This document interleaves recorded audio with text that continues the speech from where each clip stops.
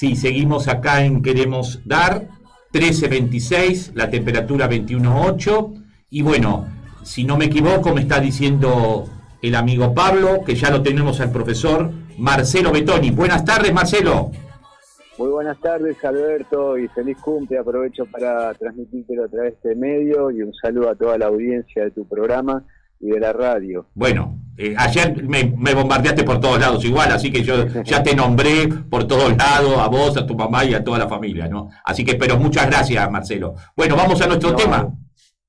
Bueno, sí, y aprovecho también para agradecer a todas las personas que nos siguen consultando a través de jazzpregunta@yahoo.com sobre el jazz, sobre algunos de sus referentes.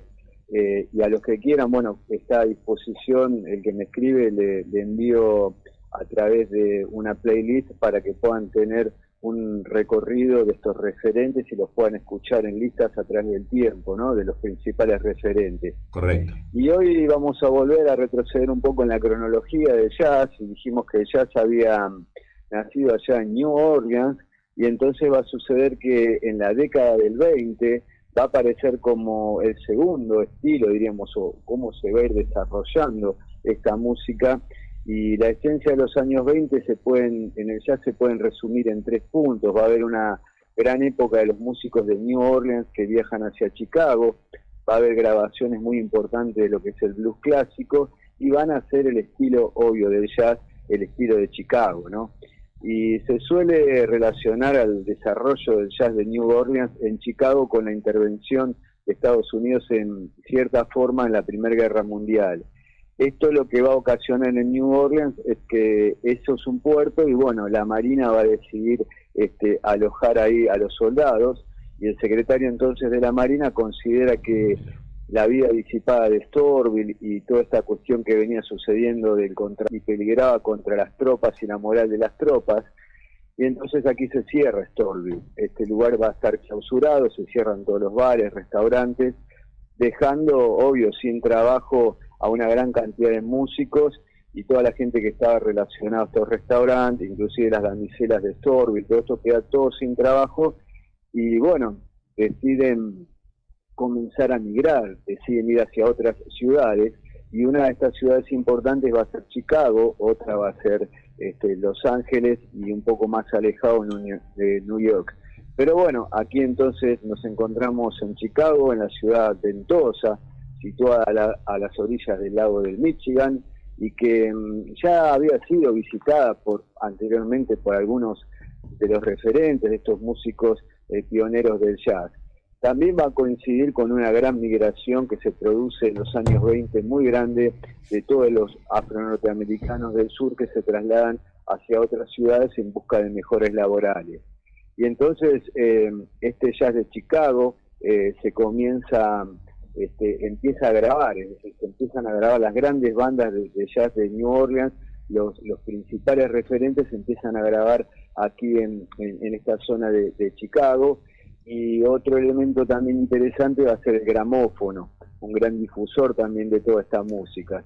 Y acá entonces encontramos a King Oliver grabando con Louis Armstrong, con sus famosos Hot 5, Hot 7, encontramos a Jelly Roll Morton, encontramos también a los New Orleans Wonders, entre muchos otros que podríamos ir mencionando. También el blues va a tener una gran impronta en esta época de Chicago, se va a grabar mucho todo lo que tiene y está relacionado al blues más urbano, el blues que se graba con bandas que tocaban bandas de jazz, con cantantes, en general eran mujeres como Bessie Smith, que empiezan a grabar también en esta zona todos estos primeros discos de jazz. Y Chicago va a ir generando un poco su impronta, y esa impronta va a tener una relación con músicos blancos. Hay una gran cantidad de jóvenes que se sienten atraídos por esta música, y entonces quieren escuchar a estos músicos negros que llegaban, estas bandas que llegaban de New Orleans, y no es casualidad que un grupo de jóvenes, una escuela que se llamaba Huston High School, van a ser los primeros pioneros aquí en Chicago de empezar a imitar esta música que ellos van a ir desarrollando con otra impronta, con otras técnicas, y que se van a ir alejando un poco de la improvisación esa que habíamos hablado, esa improvisación colectiva. Aquí va a haber una presencia mucho mayor del instrumento del solista, va a aparecer como una cuestión del solo a lo largo de todo el tema. Cuando escuchamos música de Chicago parecería ser que el solista está improvisando mucho más, no interactuando con las otras líneas como veníamos conversando antes. Aquí también van a empezar a haber cambios de algunos instrumentos, aparece el saxofón como un instrumento referente del estilo, aparece la guitarra, y entonces aquí ya tenemos una primera aproximación a este estilo de Chicago, un estilo que es muy importante dentro de jazz, un estilo que, bueno, empieza a abrir también una idea nueva también de formación de estas bandas, que va a empezar ahora sí a transformarse en después a poquito tiempo con las famosas Big Band, porque también Chicago va a empezar a decaer, porque Chicago era una zona muy regenteada por la mafia. Acuérdense que estaban toda la mafia del Capone, muchas mafias estaban involucradas en esto y regenteaban boxeadores, y también tenían la mayor cantidad de bares, restaurantes, y ahí en los barrios negros y en los barrios del sur es donde también nuevamente se van a alojar estos músicos de jazz, y eso durará aproximadamente 7, 8 años, donde, bueno, después también todo esto se empieza a cerrar,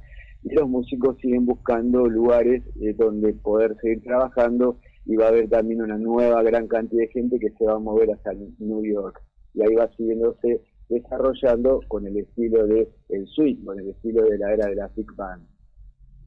Bueno, realmente que es muy completo lo que vos, bueno, sábado a sábado nos hiciste entrar directamente en la famosa ruta del jazz, y lógicamente cada sábado que va pasando esto va creciendo, ¿no? Así que, bueno, la verdad que te agradezco mucho, Marcelo, y creo que algo me habías dicho de que ibas a incursionar en alguna otra cosa también dentro de la música, ibas a empezar a hablar, ¿o estoy...?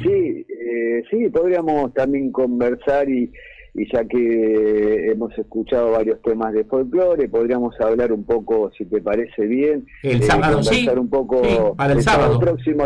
Sí, podríamos conversar de la chacarera. Eso, me parece que sería muy bueno también por el tema de, vos algo me habías dicho de la chacarera, del folclore, y que sería bueno, lo del jazz es muy interesante, pero también empezar a mostrar también nuestras raíces también, ¿no?